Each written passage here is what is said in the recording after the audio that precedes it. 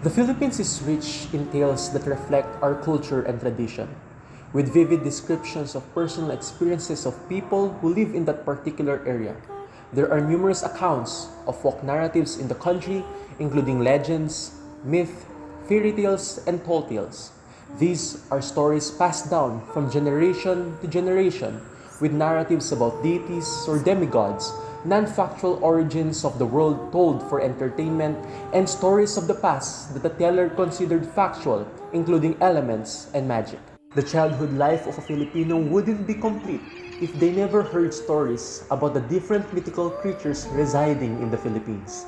Some of these mythical creatures are the mangkukulam, the berberoka, multo, encanto, and of course, the aswang. The aswangs are one of the most intriguing and feared mythical creatures, raising questions about whether they are real or just a product of imagination. Filipinos seems to say, "Tao po," whenever they knock on someone's door. This phrase has a pre-colonial or mythical origin used by Filipino ancestors to make sure that the one who is knocking at the door is indeed a person and not an aswang. But where did the aswang stories originate? The aswang was born out of Philippine folklore dating back at least to the 16th century. The word aswang, spelled asuwang as we might pronounce it, meant sorcerer who could fly and eat people during the night. The aswang are to believed to be a shape-shifting, flesh-eating monster who appear to be ordinary townspeople during the day, then transform into eerie predatory forms at night.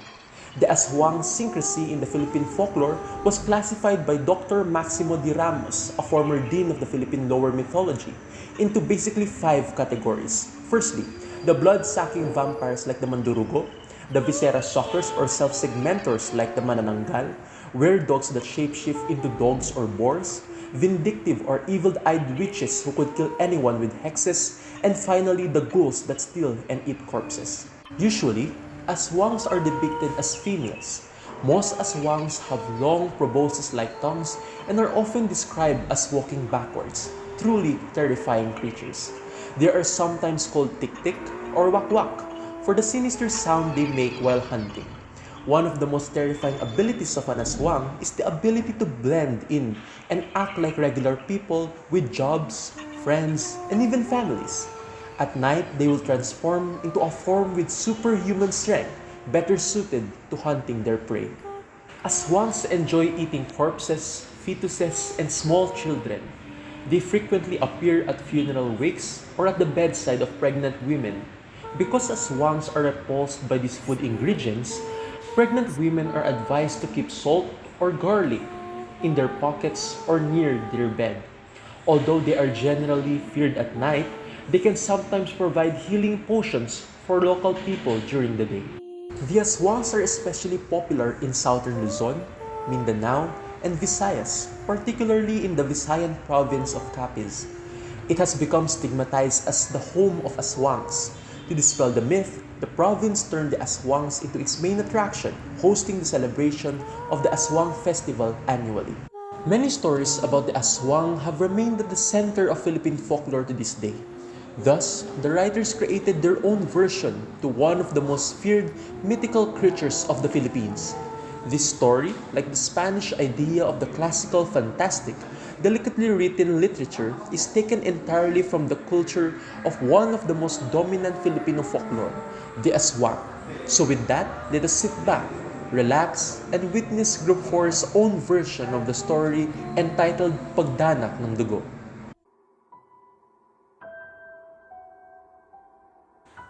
In a vast expanse of a peaceful land, the Filipino mythical creatures once ruled the aerial territory of the nation. A group of angels, including Satan, rebelled against heaven. Archangel Miguel furiously fought them until they were all sent to hell. During this Miltonian battle of angels, a huge delegation of fence-sitters formed. They neither sided with Satan nor Archangel Miguel and God. As a punishment, God banished them to be the swangs on earth. Their first few months on earth were filled with confusion and disarray as they tried their best to figure out how things worked in the modern world. Layog, the most powerful aswang, chose to live in Malabon City, with her sister Anananggal. On the other hand, Banwa, Maling Lumanan, Sigbinan, and Bigwa preferred to reside in the farming communities of Pandacan, Manila. Despite the distance, they still managed to see each other every full moon. They assemble in a cemetery as they plan to rule the entire land. They wear long black gowns and carry lit black candles arranged in a star-shaped red fabric. They sing a chant 10 times before finally roaming the city of Malabon and its neighboring areas. Literally translated, the formula reads, "City, city, there is no God at night, over trees, under houses." The siblings Layog and Anananggal have undeniably enchanting beauty. They both have porcelain skin, long shiny hair, and naturally fragrant skin. Humans in the area never suspected them of being aswangs. In fact, these siblings always steal the spotlight for their talents in music, human-like values, and their remarkable version of cooking pancit Malabon. Makirit, the newly crowned beauty queen of Malabon City, has heard about Layog and Anananggal's great reputation. Out of greed and jealousy, Makirit made a crazy scheme to banish the two sisters from the city of Malabon. On the other hand, Ryan is a fisherman and a womanizer who left his own child in Manila. Makirit has ordered Ryan to keep an eye on Layog and Anananggal for the entire month. Until one night, Ryan, the human spy stalker, was perplexed as he witnessed the transformation of the siblings from human-like creatures into horrifying aswangs. Layog can fly with her whole body intact. Her hair, wings, and nails are so powerful that she could slowly kill and devour 5 people at once. She can move from one house to another as she searches for victims to satiate her hunger. She uses perfectly concocted oils to return into human form before sunrise. Among all the aswangs, only Layog has the power to revive one's life. Meanwhile, Anananggal leaves her trunk and limbs in some secluded spot while her head and entrails take to the air. She has a long thread-like tongue that passes through the roof shingles as she slowly kills and eats a baby from a mother's womb. Unlike Layog, she has no power to save one's life. Speechless, Ryan as fast as he could in order to escape Layog in Anna's place. He quickly entered Makirit's house and, Makirit! Aswang! Aswang! Makirit! What again? Please calm down and make sure that you'll give me worthwhile information. Makirit! Layog and Anna are both aswangs! It is the end of us! My suspicions were right. They are really aswangs. Makirit! Why are you smiling? Aren't you afraid of them? Follow me, Ryan. Ryan and Makirit joined forces and hurriedly traveled to search for Anananggal's half-body. When they found Anananggal's half-body, Makirit quickly spread the garlic and salt on Anananggal's torso. As a result, Anananggal, watching from a distance, slowly weakens and groans out of pain. Anna can no longer transform into her human body. Makirit and Ryan quickly left the place. Layog, on the other hand, did her best to revive her sister's life. But after a few hours, Anna's body turned into ashes. The truth is, Layog has no power to revive her fellow aswangs. Her power can only be applied to humans. If God truly exists, where's he right now? Truly, not all aswangs are immortal. With that, Layog gathered all the clans of aswangs and plotted a revenge on humankind. With all forces, they chanted, and they endlessly roamed around, mercilessly killing humans, whom Layog blamed for her sister's death.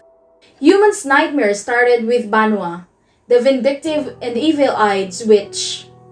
She wandered around the churches of Pandacan, Manila, and performed witchcraft.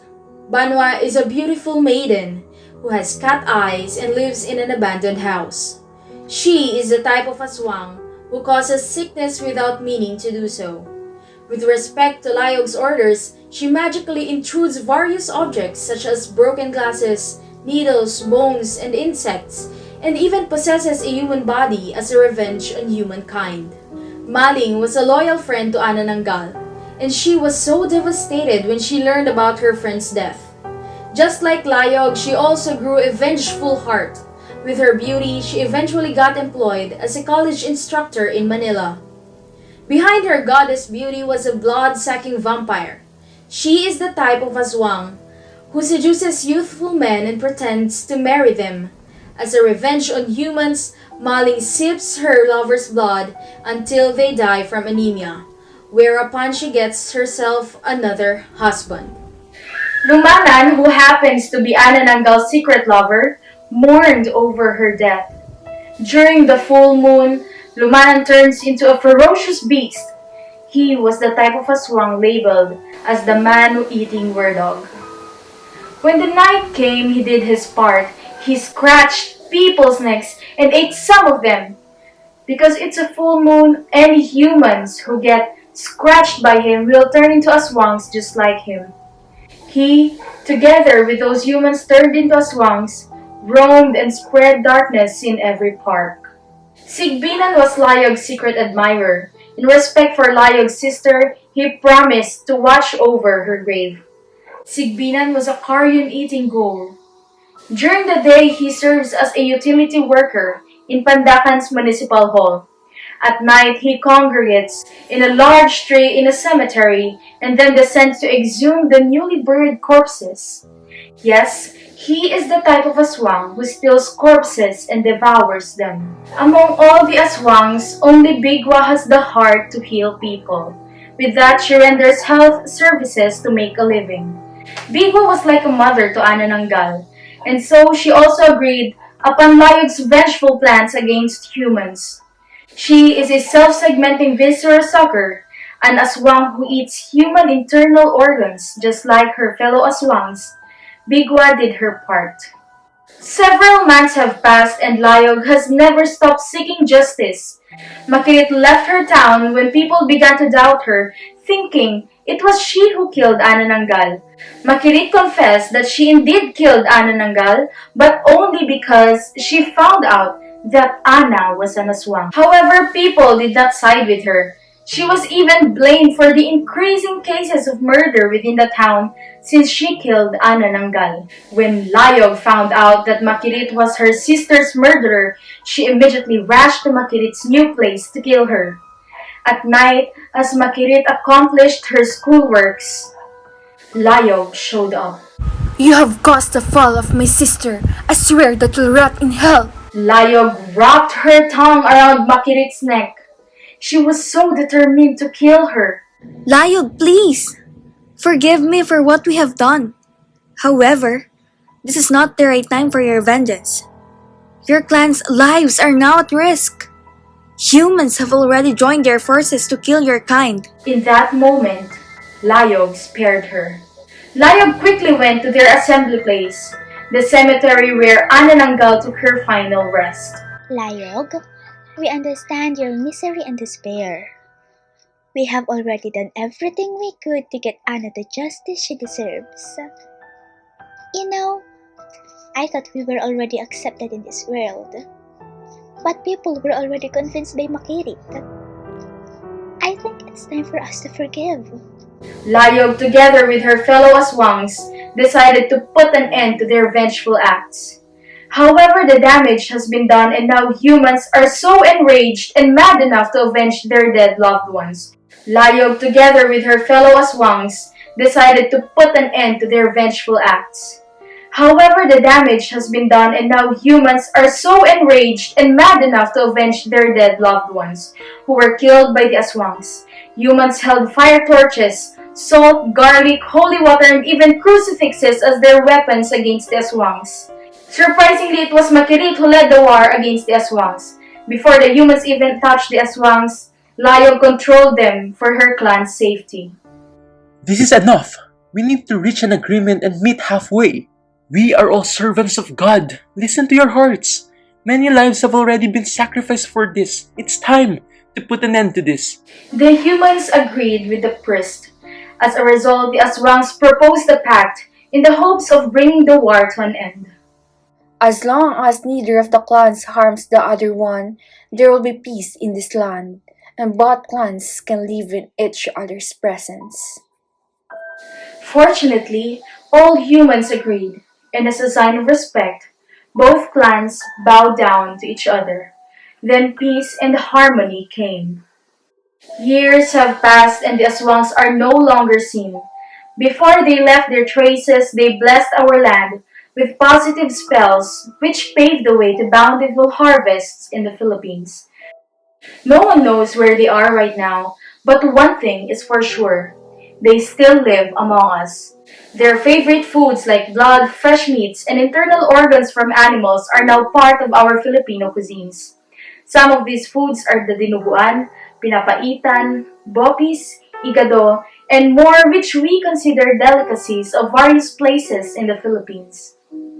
Food is not our only sign that aswangs exist among us. Some things to take note are the fact that some Filipinos are not fond of exposing themselves under the sun. Another is the need for blood transfusions when medical emergencies arise. And let me not forget about our funks.